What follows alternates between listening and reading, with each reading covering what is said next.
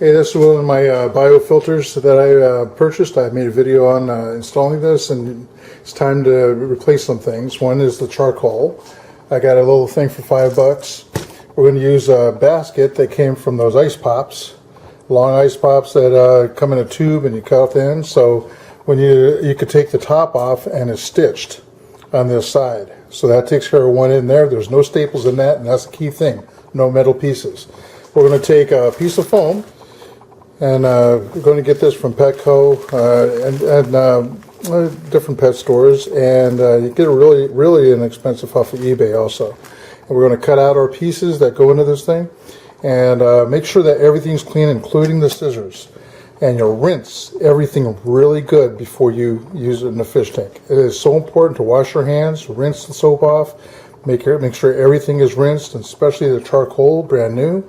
Everything is rinsed before you, otherwise you're going to cause some kind of contamination. And what I did is I got down to the first one. There is another one underneath this, okay, right there. And they're the original ones, and they're kind of old.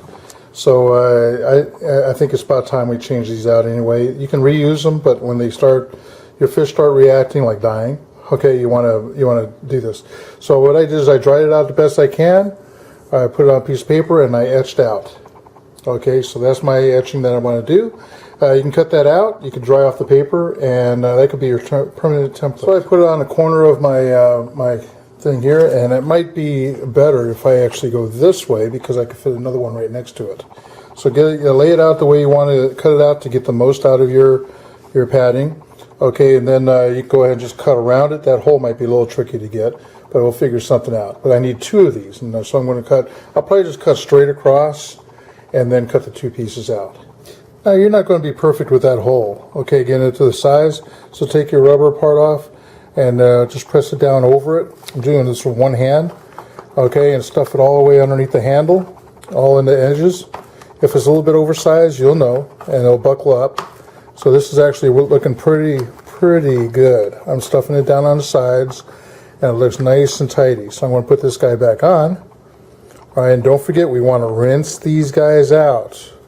Okay, rinse these really good before we use them. I'm probably going to pull that back out to rinse it. I just want to get the other one cut. I'm going to pull this back out anyway, leave this off.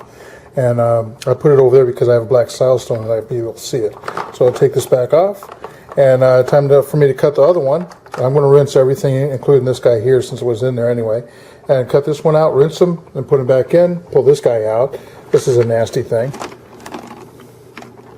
Okay, that's just nasty. Put that in there. That's the old one. That's going to be the new one. This is the old one here. That's going to be thrown away. All right, and these are my things. These cut down the ammonia in there. Okay, and there's something about the fish I want to tell you about too when I get over there. Well, there's the first two, rinse and all that, and guess what? Third one on top of the charcoal. So I'm going to pull this guy out because we're changing out the charcoal anyway. So that's how limp. Oh my goodness. Another trash one. That's gone. This is a charcoal that's in here that, what I don't like is, see the metal? Rusted. Metal should never come in contact. That could be an issue right there. So, yeah, when you get these, it's okay to rip this bag and put it into a bag like this with no metal. We're just going to tie a knot on the end of this. Okay, after we cut it down. So that's coming out. New is going in. All right, and we're going to actually try and fill this whole thing in. But let's make a new pad. Got to get it back out and cut it. Well, I guess the holes in the basket is too big. Not going to work. I got to find something else to use. Ended out having to take all the staples out, and I emptied out and rinsed out this bag. So all the coal in it is brand new. Came out of that. Took about half the container. So what I did is I folded over the part that I used to put this stuff in, put the coal in, and it's sitting on, so gravity is going to actually keep it closed along with this thing being on top. Okay, going over that and down. So now it should stay into place. Okay, these are the staples right here that came out. All right, I cannot believe that anybody put staples in that. That's crazy. So I'm ready to put this thing all back together. So I just, I know this went first. So go in there, and I have a whole video on how to actually do this. Okay,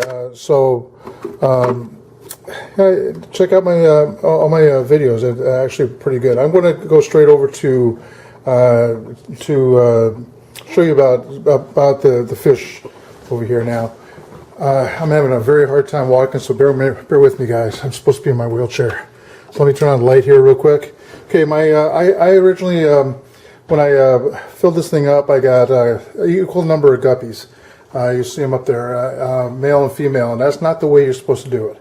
All right, for every male guppy, you're supposed to have 3 females. Otherwise, what happens is the males attack the females.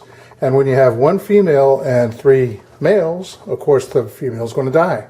So have the females outnumbering the males. All right, that way that won't happen. So these are brand new females in there. They'll probably give birth again. I have 9 babies in the other tank that'll be coming over pretty soon. All right, so time for me to put the filter back in and get it going. All right, so subscribe, see a whole lot more videos. Take care.